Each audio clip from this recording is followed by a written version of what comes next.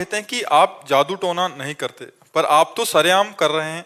जो एक बार आपको देख ले, सुन ले, दोबारा देखना यहाँ सुने बिना रह ही नहीं सकता। ये जादू ही तो है महाराज जी। ये किस प्रकार का? ये हमारे ठाकुर जी का जादू है। ले, जिनसे हम मिले भी नहीं उनका भी परिवर्तन हो रहा, जिनको हम जानते भी नहीं वो दिल से प्यार करते हैं, क्योंकि दिखाई देता है ना।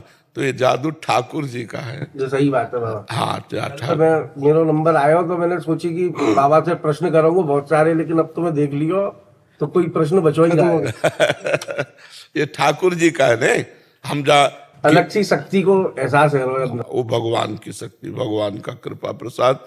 जैसे बहुत से भाई लोग आके कहते हैं आप स्वप्न में हमारे आए, आप ऐसा के, तो हम जब तो गए होते तो हमें पता होता ना। हमारे ठाकुर जी रूप धारण करते हैं, स्वप्न में जाते हैं, उनको उपदेश करते हैं। ये सारा खेल करें करावें आप सब, और जने बड़ाई दें करते ठाकुर जी हैं, और बड़ाई दास को मिलती है।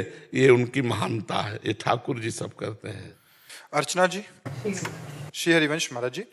महाराज जी दंडवत प्रणाम। महाराज जी, गृहस्थों के लिए आपके विचार उच्च कोटि के हैं। एक प्रश्न ये है कि क्या हमारा भी लीला में प्रवेश संभव है? संसार में अब किसी से जी रुचता नहीं है। लीला में प्रवेश के लिए हमें अधिकार चाहिए। देखो, जैसे भारतीय नागरिक हम हैं, लेकिन हम राष्ट्रपति के नजदीक पहुंचे, इसके लिए हमें आवश्यकता और योग्यता दोनों दर्शानी पड़ेगी। कि हमारी आवश्यकता है कि मिलना ही है, और योग्यता हमें दर्शानी पड़ेगी, क्योंकि कारण पुष्ट होगा तो हम योग्य हो जाएंगे। कारण पुष्ट होने पर योग्यता, अधिकार अपने आप मिल जाता है। अगर कारण कमजोर हुआ तो योग्यता नहीं होगी, उसमें कारण पुष्टता होनी चाहिए। तो ऐसे ही हम भगवान की दिव्य लीला में प्रवेश पा जाए, तो इसके लिए कारण पुष्ट होना चाहिए। आपका भजन, भजन ही सब जगह पहुंचाता है। भजन न होए संग बिनु, भजन बिना नहीं प्रेम, चिन्हू भजन छाणिए धरिए आध्रु नेम। यदि हम निरंतर नाम जप कर रहे हैं तो हमें कभी कभी रोना आने लगेगा प्रभु के प्रति, और वो रोना धीरे धीरे प्रेम में बदल जाएगा, और वो प्रेम धीरे धीरे इतनी प्रबल आसक्ति में बदल जाएगा कि हम उनके चिंतन के बिना, उनके नजदीकी अनुभव किए बिना रह नहीं सकते। प्रेम दूरी बर्दाश्त नहीं करता, बस वो धीरे धीरे लीला में पहुंचा देगा। पहले हम लीला चरित्र खूब सुने, खूब नाम जप करें, और अपने शरीर के सुख भोगों से बचे। नहीं तो शरीर आसक्ति बनी रहेगी। हम जिसका प्रयोग करते हैं वो प्रिय लगने लगता है, और जिसका प्रयोग नहीं करते धीरे धीरे उससे राग खत्म हो जाता है। तो शरीर ही मेन है जो हमें जन्म मरण के चक्र में फंसाता है, और शरीर ही है जो मुझे जन्म मरण से मुक्त कर सकता है। अगर मानव शरीर न मिले तो मुक्ति का कोई चांस नहीं। तो ये शरीर मिला है, इस शरीर के भोगों से विरत हो, खूब लीला कथा कानों से सुनो, नाम जप करो, और चिंतन परायण रहो, तो धीरे धीरे भगवान से आसक्ति हो जाए। आसक्ति ही लीला में प्रवेश करा देती है।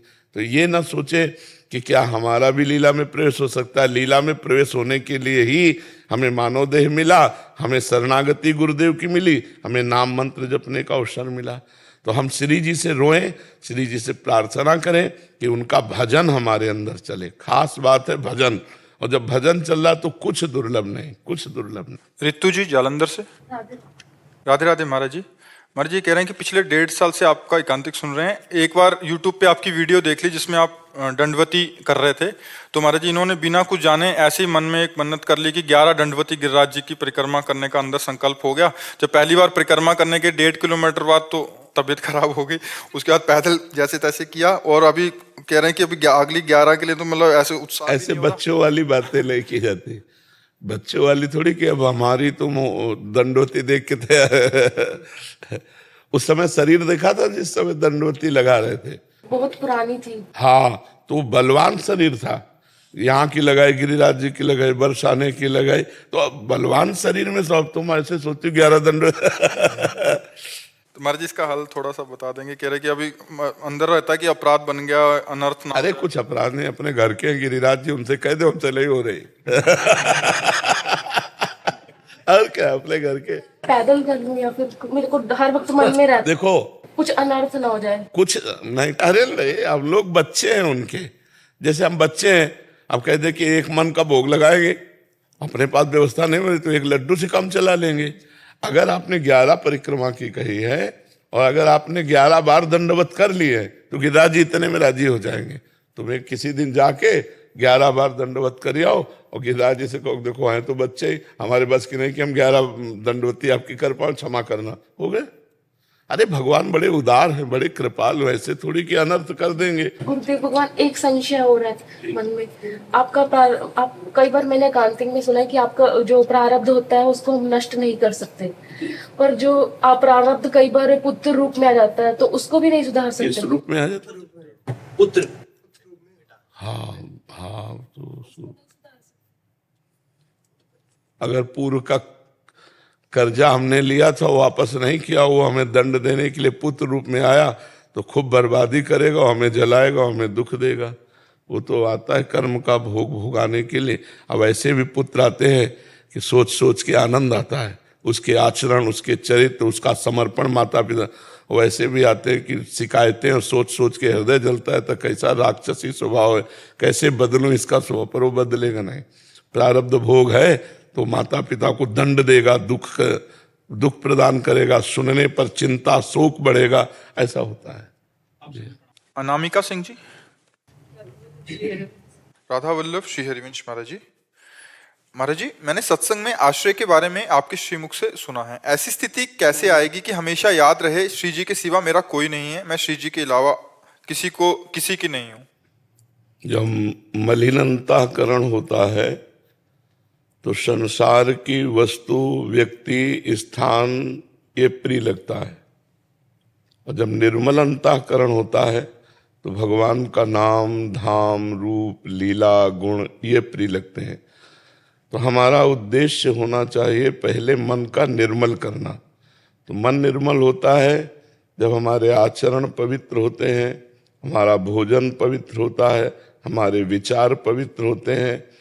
तो हमें अधिक से अधिक नाम जप करना चाहिए और भगवान के लीला चरित्र सुनने चाहिए। लीला चरित्र सुनने से, भगवान के नाम जप करने से हृदय पवित्र होता है, तब केवल भगवान का आश्रय रह जाता है। देखो विभीषण जी प्रभु से कह रहे हैं, श्रवण सुजस सुनि आयऊं प्रभु भंजन भवभीर, त्राहि त्राहि आरति हरन शरण सुखद रघुवीर। हे भगवान, मैं आपका यश कानों से सुन करके आया हूं। त्राहि माम त्राहि माम त्राहि माम शरणागत भयभंजन, मैं आपकी शरण में हूं। तो जब हम भगवान का चरित्र सुनते हैं तो मेरे भगवान का ऐसा रूप है, मेरे भगवान का ऐसा स्वभाव है, मेरी प्रियाजू का ऐसा स्वभाव है, ऐसे गुण हैं, मैं अधम हूँ पर वो बहुत प्यार करते हैं, मैं भी उनकी सेवा में पहुंच सकती हूँ, मुझे भी स्वीकार कर सकते हैं। बस जहाँ ये चिंतन चला अंदर तो सारी आसक्तियां नष्ट हो जाती हैं। अपने शरीर से प्यार, अपने शरीर संबंधियों से प्यार, अपने शरीर संबंधी भोगों से प्यार, जहाँ ये नष्ट हुआ तहाँ बसा जाता है मेरे तो गिरधर गोपाल दूसरों न कोई। जहाँ ये बात आई कि प्रभु के सिवा मेरा कोई नहीं, पर निरंतर भजन चल पड़ा, और भजन में प्रेम छुपा हुआ है। जहाँ प्रेम आया बस वो सिद्ध हो गया। भारी विकलता प्रेम में, भगवान के लिए तड़पना, रोना, नाचना, गाना, हंसना, वो सब भगवान के लिए हो जाता है, वो धन्य हो जाता है। सा तरति सा तरति सा लोकांतारियति। ऐसा भक्त स्वयं तर जाता है, स्वयं तर जाता है और लोकों को तार देता है। मम भक्ति युक्तो भुवनम पुनातु। ऐसी मेरी भक्ति से युक्त हुआ जो कभी गदगद कंठ से गा रहा है, कभी अश्रु प्रवाह हो रहा है, कभी नाच रहा है, कभी शांत बैठा है, कभी प्रभु की लीला गुणगान गा रहा है, कभी लीला गुणगान चरित्र सुन रहा है, कहीं भक्तों का संग कर रहा है। तो मम भक्ति युक्तो भुवनम पुनातु, ऐसा मेरा भक्त लोक के लोक को पावन कर देता है। तो समझ में आया? खूब नाम जप करो, पवित्र भोजन करो, पवित्र आचरण करो, भगवत चिंतन करो, तो भगवद आश्रय प्रकट हो जाएगा जी। गोपाल दास जी, मध्य प्रदेश। महाराज जी, आपके चरणों में साष्टांग दंडवत प्रणाम। महाराज जी, नाम कब कहाँ छूटता है, इसका अनुभव कैसे हो? क्यों भाई, ये तो आपका बहुत अजीब प्रश्न है। कब और कहाँ कैसे छूटता है हम बताएं कि आप बताओगे? नहीं, वो छूटता है लेकिन अनुभव नहीं हो पा रहा। जब हम भोजन पा रहे हैं तो हमें पता है कि नाम चल रहा है कि नहीं चल रहा है। हम जब बात कर रहे हैं तो हमें पता है कि हमारा नाम छूटा कि नहीं छूटा, किस जगह छूटता है ये हमें पता होना चाहिए ना। हमारा नाम किस जगह छूटता है, कौन सी प्रिय वस्तु ऐसी आ जाती है, प्रिय व्यक्ति आ जाता है, प्रिय समाज ऐसा आ जाता है जो भगवान के नाम से भी बढ़कर प्रिय हो जाता है, तभी तो छूटेगा। नाम तभी छूटेगा जब नाम से बढ़कर कोई प्रिय लगने लगेगा। तो अभी सब कुछ नाम से बढ़कर प्रिय लगता है, जब सबसे बढ़कर नाम प्रिय लगेगा तब नहीं छूटेगा। इन स्थानों पर ध्यान दो, किसी से मिलने के समय, अच्छा भोजन पाने के समय, जब हम बातचीत करते हैं तब छूटने का, या हम कोई तन्मयता पूर्वक काम करते हैं तो काम करते समय छूट जाता है, वो जगह पकड़ो जहाँ जहाँ छूट जाता है वहाँ बीच बीच में नाम जप कर लो और उस कर्म को भी भगवान को समर्पित कर दो तो नाम चलने लगेगा।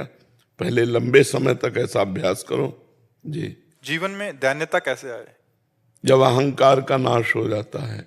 भक्तों के चरित्र पढ़ो, जब हम महान महान भक्तों के चरित्र पढ़ते हैं तो अपनी भक्ति का भी अहंकार नष्ट हो जाता है कि कहाँ मेरी जरा सी भक्ति राई के समान और कहाँ इनकी भक्ति पहाड़ के समान।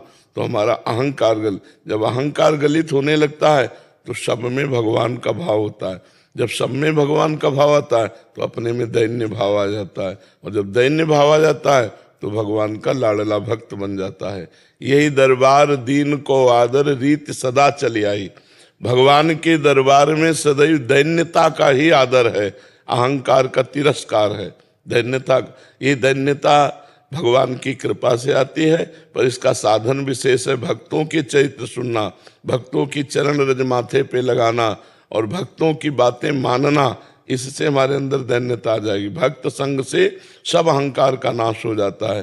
तिनकी संगति रहत जाति कुल मद सब नंसई, संतत सेवक सदा भजत जे श्री हरिवंशई। जो हा हरि ला राधा व वृंदावन सा सहचरी, जो वृंदावन में विराजमान सहचरियों के मध्य में श्यामा श्याम के रात दिन भजन में लगे हैं, ऐसे रसिक महापुरुषों की चरण रज, ऐसे रसिक महापुरुषों का संग, ऐसे रसिक महापुरुषों का आदेश उपदेश हमारे हृदय में दैन्यता प्रकट कर देता है, अहंकार का नाश करके। तो भक्त संग, भक्त चरित्र, भक्त चरण रज, भक्त चरणामृत, भक्त उच्छिष्टामृत, यही साधन है जिससे हमारे हृदय में दैन्यता